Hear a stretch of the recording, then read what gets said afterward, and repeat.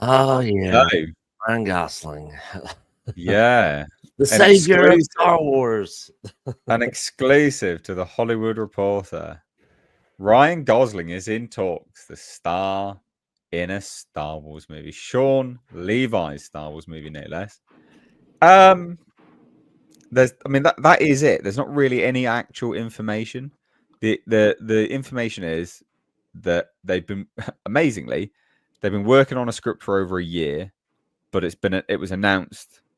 This project was announced 3 years ago now. So they announced that 2022. Obviously, we're in 2025, but 2 years. They've only been working on the script for a year, so that's stupid. I don't understand why it's taking so long, but it sounds like he's pretty good to go. He's locked in. If that is the case, then it's going to get moving pretty quick and could be released May. I know, could be released. Well, it'll be released basically after Mandalorian and Grogu. It'll be their sort of first one that goes into production. I think this is really lame. Yeah, because Star Wars has never had A-listers, so that's weird. Weird to have an A-lister in there. Weird. I also, weird. Hmm. I also think actually Ryan Gosling's too good for Star Wars. Yes.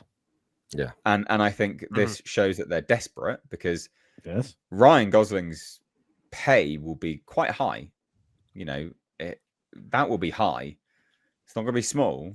And I would also imagine Sean Levi's pay is going to be high as well because the amount of stuff he's done lately that has been hugely successful. He can negotiate incredible deals.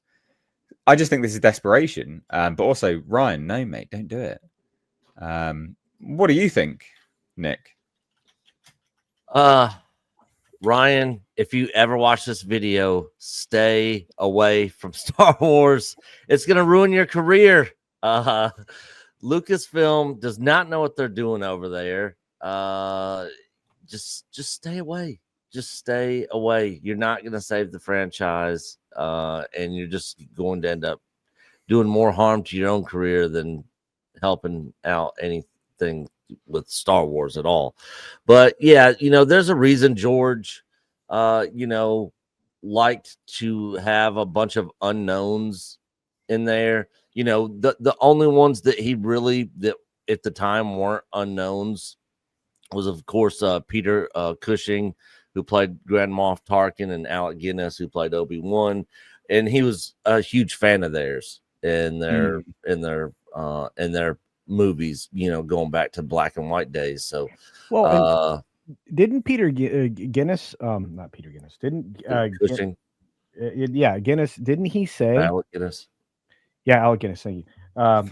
Didn't Guinness say that he was a big fan of Lucas as an up and coming filmmaker? Yeah, he did.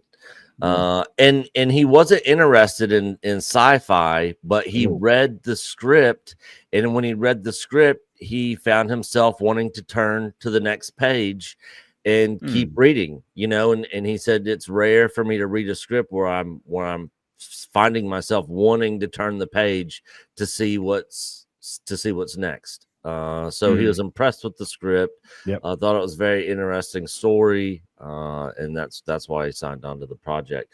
But yeah, I saw somebody in the chat talk about Samuel L. Jackson. Yeah, he was really the only and Liam Neeson. And Liam Neeson. Yeah, and Liam Neeson. But there are such good actors in those roles. I don't even really think of, like when I'm watching the prequels and I see Samuel L. Jackson on there, I don't feel like I'm watching Samuel L. Jackson from a Tarantino movie or something.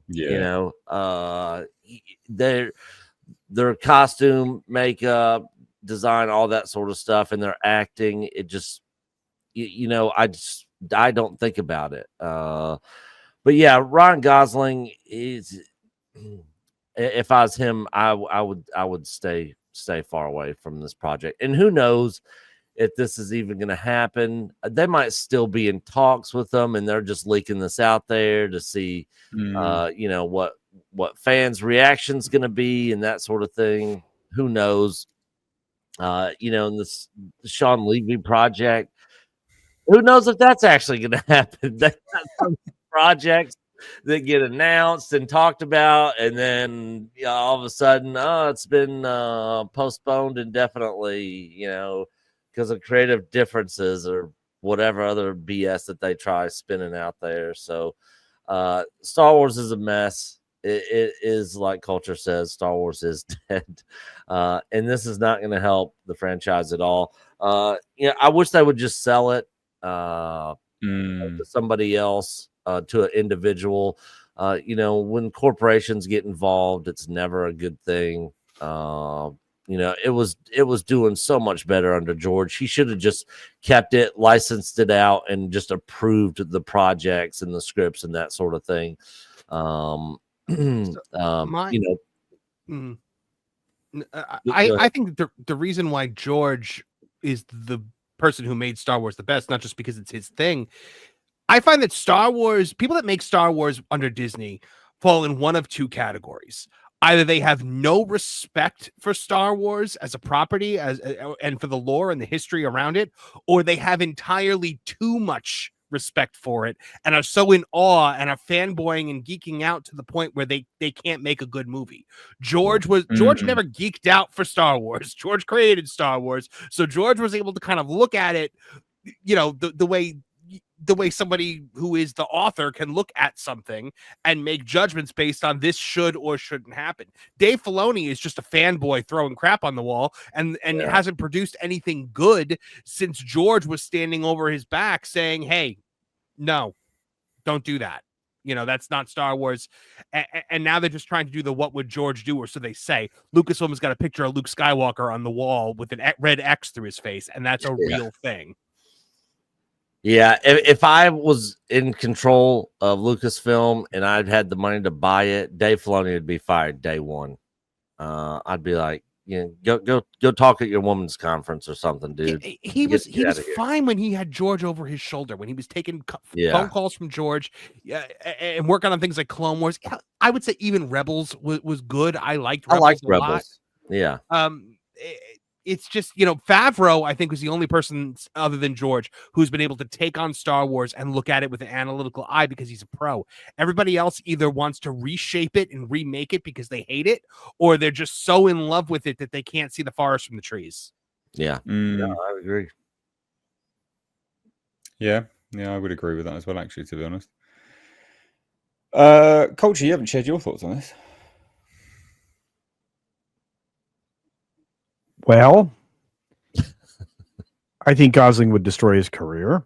Yeah. I think I think the Levy project would have to have a lot more humor in it than I think that most Star Wars films would be comfortable with. I think that usually the comic relief was the robot. So is he going to be a robot? The other issues are, is this going to be the new scoundrel that is kind of the replacement for Han Solo? Say again.